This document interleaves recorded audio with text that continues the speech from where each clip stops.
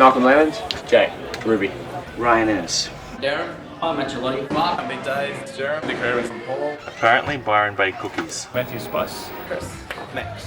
Brandon Lee. Yvette Hallam. Adam Graham Brighouse. Jason Holly. Rebecca Fole. Craig Rollo. Abby Hosky. Abraham McKinnon. Joshua Robert Nielsen. Stu.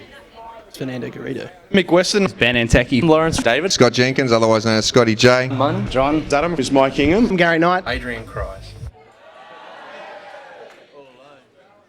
Assistant manager, Erina. A casual at 102 Tugger. Key holder at Bay Village. I'm assistant manager now with Lee. Assistant store manager at the Dalby store in Queensland. I'm the store manager of Morayfield store. Yeah, I'm in Cleveland. It's one of the Vision stores. Territory manager. I work at the Bathurst shop, just a casual at the moment. Store manager at Bondi. Been with the company for about 10 years. In June 98. October 99. In 2000. Back in 2001. I'm getting my 5-year pen this year. I better do anyway. 2002. In 2005. 2003. 2004. 2006. 2007. I didn't join EB. I was born here. I was actually found under one of the counters one day. I came in a box from head office as well, I think. I used to work for a little Chinese place in Erina Fair, and the chef was arrested by immigration. So I needed a new job, and Trent Weeks gave me one. I don't know, it just looked like a fun place to work, I suppose. Everyone seemed friendly and happy and they were excited to work there, so I just wanted to be a part of it. You know, I wanted to further my career in retail. I loved the opportunity that EB were throwing my way, and I said, yep, fantastic. At the time, I was looking for a Christmas casual position. After I finished my HSC, I was looking for a job, and I saw EB, and I thought, well, it's a great chance to hang around with another bunch of nerds and just have a fun time. Well, I was unemployed and the government forced me to. I had to make a call from the CES, and thank God Penrith, Jason from Liverpool actually let me have a go and hired me the next day. The reason I joined is I really like games. The reason why I joined was because I was really sick of being a mechanic, and also video games that I've been playing my whole life. Well, mainly because I was feeling sorry for Bill Gates' wallet, so I figured I should join the company, maybe sell a few more of his games for him. I joined EB because I wanted to be part of a fast-moving and challenging organisation, and I wanted to do lots of stock takes. And that's exactly the same reason why I joined. Probably discovering grandfather's port at a vendor show. Halo 2 launch. One of the first launches that I did, which I believe was the Halo 2 launch. Opening up the first of the Vision stores that we called Minigun. One night they chucked Andrew Jose in the pool. And I was standing next to Lou Trish, so I thought a bit of a laugh, I'd go and throw him in the pool. And I went to do it, and he just looked at me and went, I wouldn't. In the Xbox midnight launch. The PS2 launch, it was a crazy night, that one. Say they made me do spruiking. When I did the first midnight opening for Xbox. The official 360 launch in Centrepoint. The Halo 2 launch. Was being promoted. It was a day, I was at the Parramatta store at the time, it was night time, and in walked a lovely little angelic figure. It was Elliot Gilliard. He looked lovely that day, and he gave me the nod to be promoted to Winston Hills. Halo 2 launch for me. 300 people, or 200 people, almost 300 people lined up midnight at Hornsby, screaming for the game. Very cool. And be my father. My area manager, Grant Crosdale. My old man, because I've always been at soccer. Grant Crosdale. So it's you would definitely be Mr. Hermans. Thanks, Darren. He knows how to have a few drinks as well. He's also sitting behind you. Fair enough. Thanks very much. I'd have to say my dad. He keeps me sane. George W. George W. Steve Waugh, Ricky Ponting. Grant Henry. He's just a top bloke, honestly, Don't you have a song for him?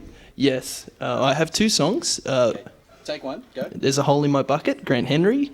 It's from Grant Henry's Greatest Hits. Well, my 2 assistant managers, because they spend nearly every day working with me. Adrian, Emma Poe, she's been fantastic, and Britt McGuinness, obviously. In EB, I obviously have to respect Britt. She's been a great mentor for me. Within EB, I'd have to say you, Grant. Nina. El Gilliard.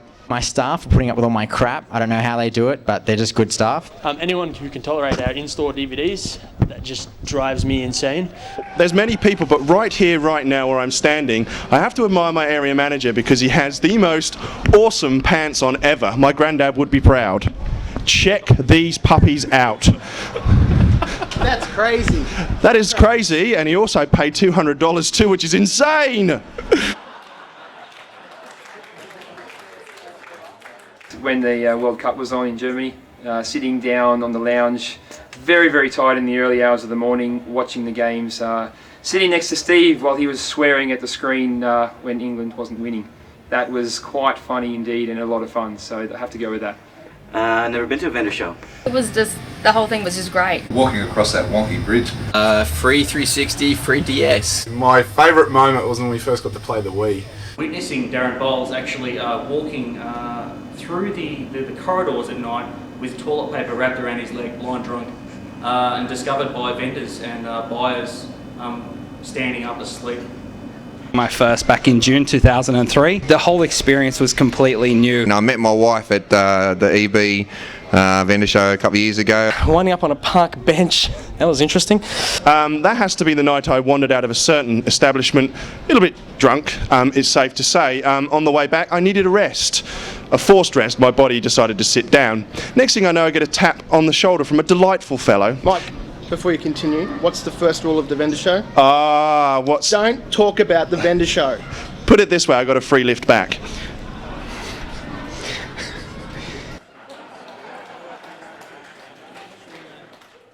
It's $2 for $50. Mid-year sale. The mid-year sale. The mid-year sale. Mid-year sale, I guess, is okay. $2 for $50. The June sale. Definitely mid-year sale. Really enjoy the mid-year sale. Kill the mid-year sale. Certainly didn't begin as my favourite, but that would be the mid-year sale. The trade 2 for 1. Trade 2 to get it for $49.95. Mid-year sale would be my favourite. The trade 3 games for Halo 3. The mid-year sale. More the June sale, mid-year clearance. Any midnight launch that we do. Probably the sale, because everything's red, and it's where I don't get in trouble for shouting and running around. Mid-year sale. Mid-year sales. Any trade promotion, because it doesn't take as much setting up as the June sale, though I do love the June sales figures. Mate, it had to be that year that we had the June sale that ran all the way through to something like February the next year. That was fantastic. That was gold. Well done, boys. That was awesome. My best story was a young family that actually really couldn't afford to pick up an Xbox 360, but through trading in and buying pre-owned and things like that, they were able to get it in a few games, so they were very happy, and that's probably my best trade-in story. Had someone come in with a box that size, chock-a-block full of Nintendo 64 cartridges, all jam-packed in there. I just looked at it and went, oh, and everyone else ran out the back, so I was with that had to do it. No boxes. Yeah, and this was before we had like the new trade thing, so we had like 20 manual receipts I had to feed through. It was good fun. Fond memories. Oh, yeah. Big South African fellow that traded in 364s, 2 PlayStation 1s, some in the order of 120 games, pre-ordered the new Xbox with it, ended up buying 3 of those, all with ESAs and stack games. It took us about an hour and a half to process it all, and that was back in the day when you used to get funny little printouts before the receipt printer. I have a regular customer called Peter these days, who back when I started was a complete Xbox mark. He would get in arguments with me daily about Xbox and how good it was. Funnily enough, about 3 weeks later, he traded in that Xbox to get a GameCube. All the times he used to bag our GameCube about how bad it was, so that would have to be my best trade-in story.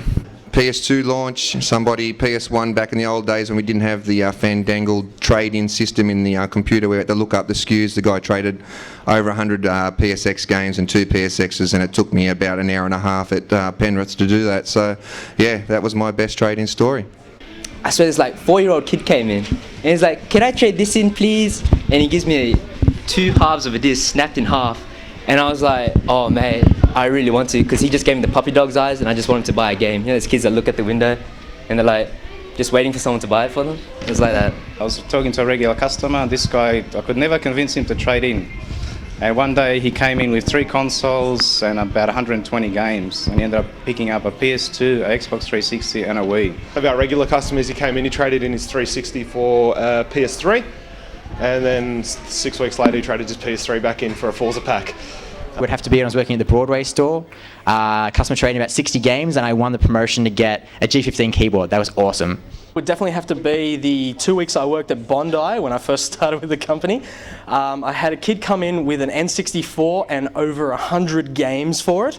If I remember correctly, there was something like 23 manual receipts that had to actually go through the till. That was a fun day.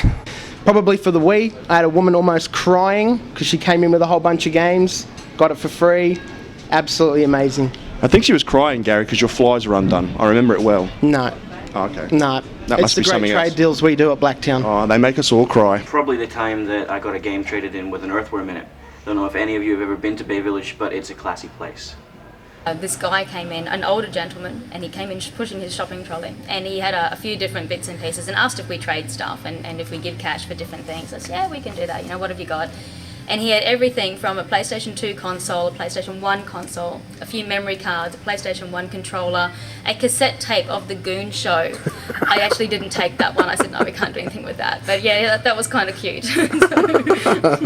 But seeing some people's faces light up when they realise that the trade-in value that they're getting, like the trade deal they're getting, be it, you know, a console and a couple of games towards a next-gen unit, and seeing their faces light up going, wow, I'm going to get that much for my old stuff, excellent, and you feel like you're really doing them a service. Be happy.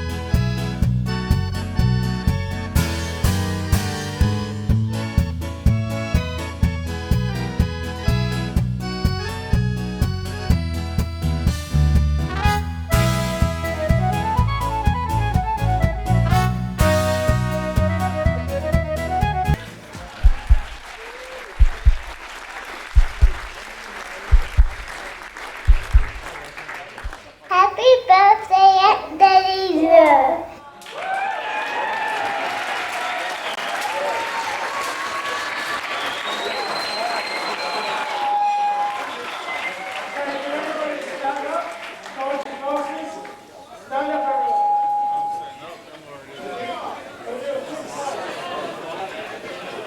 It's been a great 10 years. Give me hands.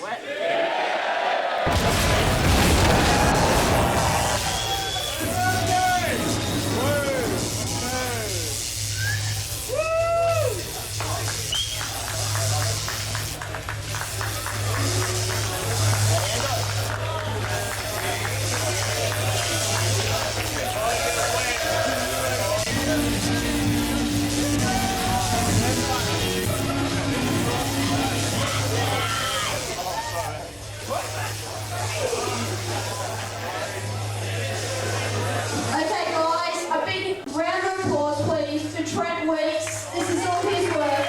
Round of applause.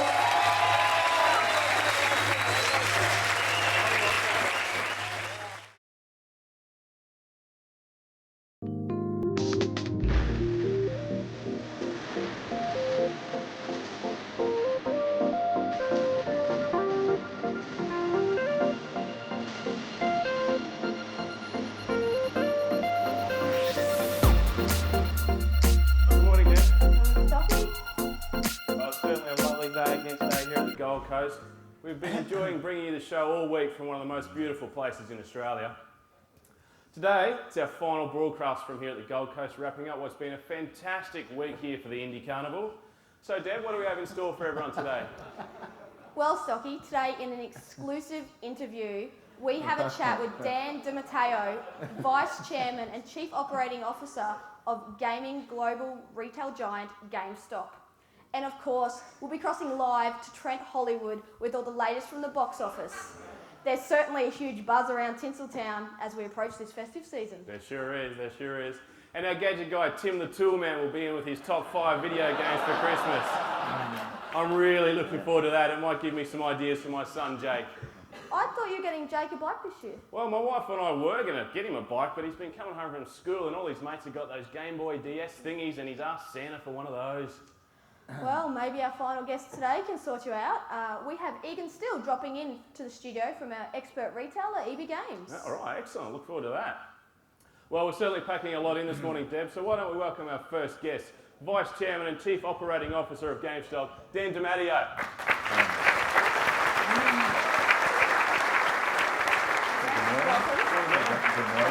Good morning. Well, good morning, Dan. Welcome to the show. Thank you. It's great to be here. Well, Dan, can you tell us a little bit about GameStop? What's GameStop? Oh, GameStop. I understand.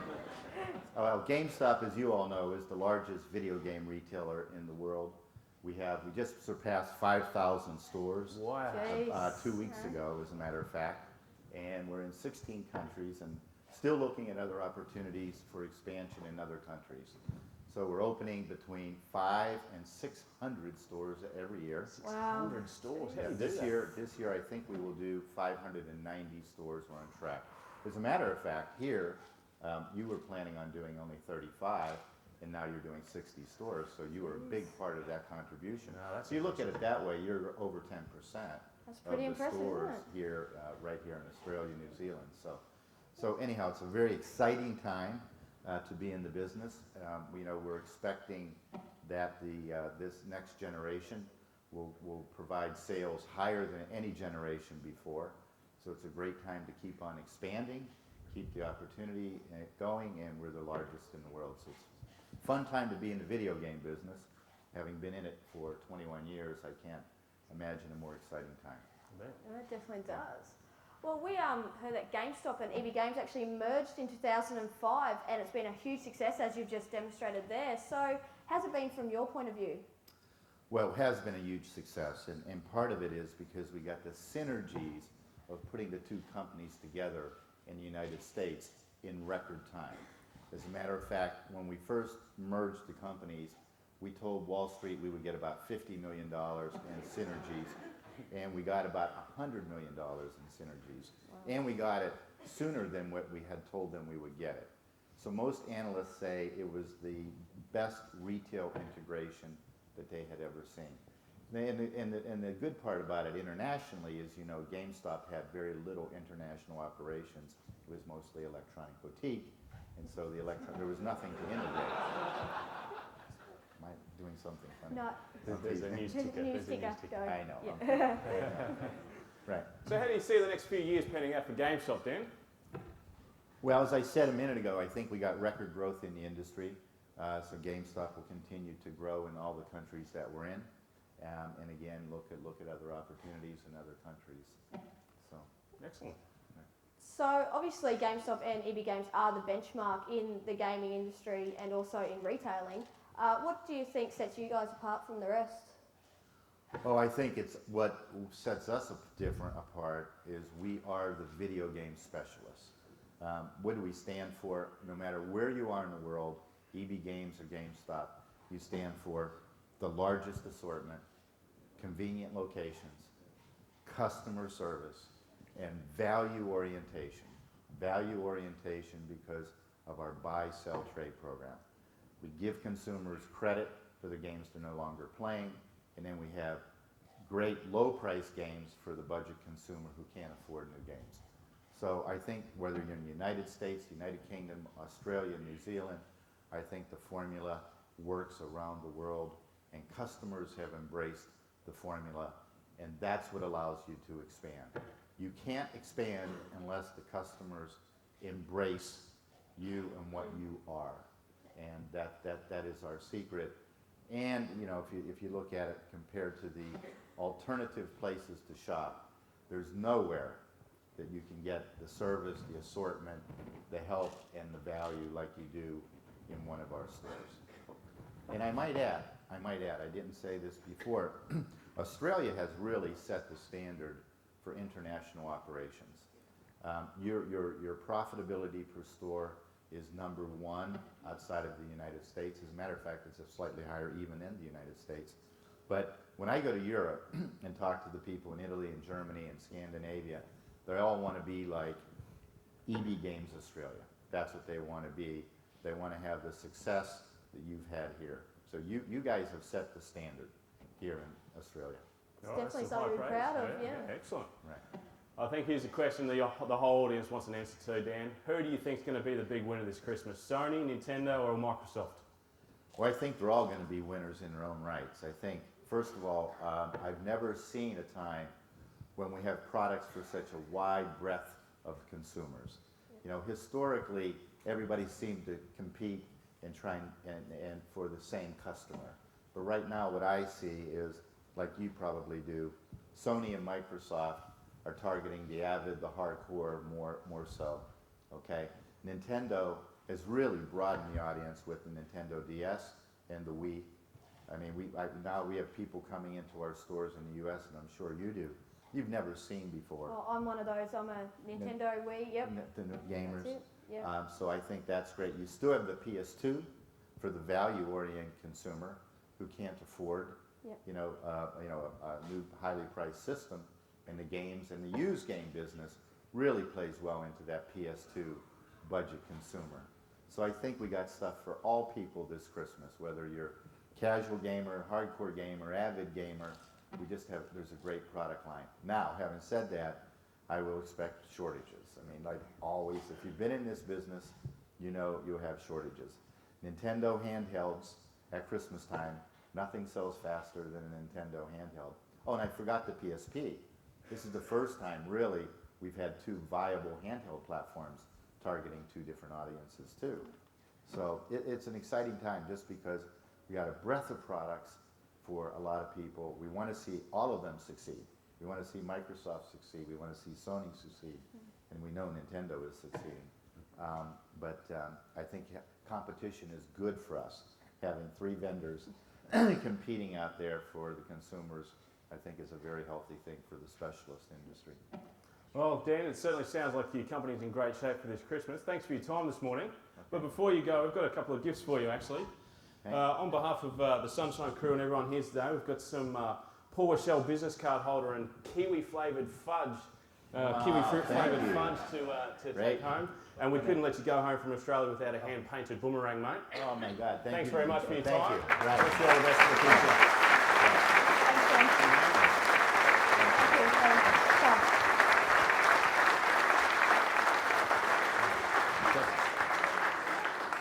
Just one last thing.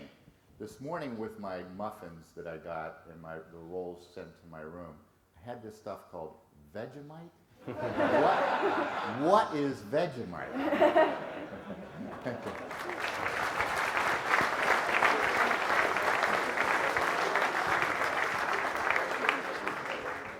Well, it's now 8:37, and with all the latest traffic conditions, it's over to our eye in the sky, Candy Downs in the Sunshine Chopper. Rise and shine, Sunshine viewers. It's Candy here, reporting from the Sunshine Chopper with your on-the-hour traffic update. This morning, it's jam-packed on the Gold Coast Highway. This unusual bottleneck seems to be caused by a line of buses heading towards the Gold Coast Convention Centre. Chrissy Gooden down to investigate.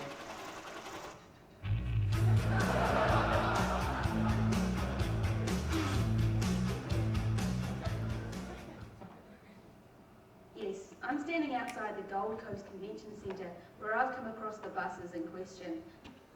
Excuse me, sir, where are you from? I'm from Tassie, what's it to you? Did you know your bus held up traffic all over the city? Mate, let me tell you, it wasn't us. We were following that not from the head office.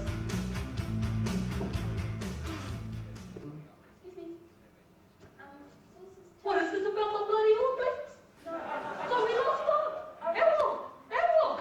I was wondering about your bus. The delay. What happened there? Oh yeah, nah. We were checking out the scenery on the coast, eh? But they lost our plan. There's no traffic back in the city.